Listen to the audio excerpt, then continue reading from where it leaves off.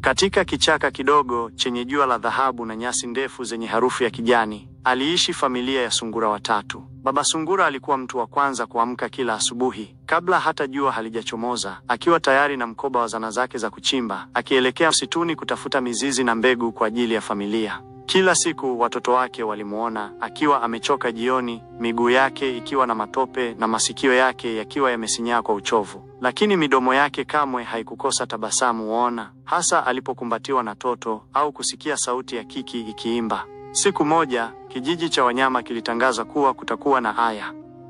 Siku ya familia Amerro, ambapo watoto wangetakiwa kuelezea mtu mmoja ambaye huwainua kila siku kimya kimya. Watoto wengi walizungumza kuhusu mama zao, babu, hata marafiki. Kiki aliposimama mbele ya umati, alitoa kijikaratasi na kusema, "Mimi nataka kuzungumza kuhusu baba yangu.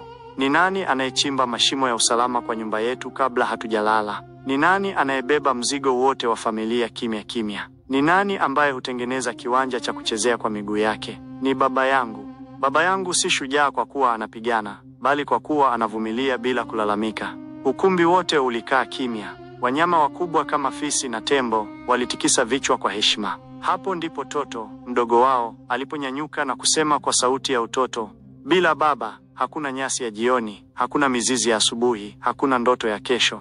Mara moja, Baba Sungura akajifuta machozi kwa kisogoni, akitambua kwamba licha ya kimya chake, watoto wake waliona kila alichofanya. Ujumbe: katika ulimwengu wa kimya wa baba, kuna kelele ya upendo wa kweli. Baba ni nguzo isiyotingishika hata kama haionekani kama paa.